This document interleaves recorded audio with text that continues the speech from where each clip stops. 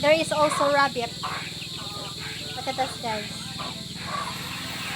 Ano nga may rabbit, no?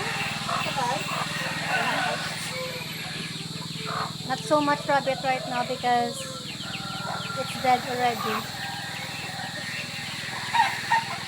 I'm gonna show you guys the nature here.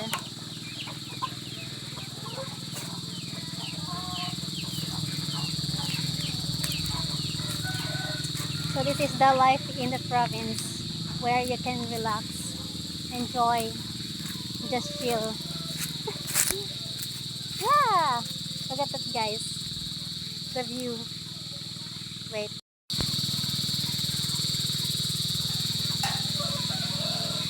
Simple life in the Philippines.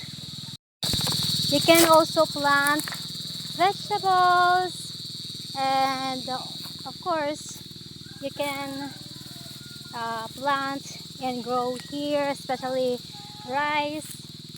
As you can see here, guys, it's very simple life.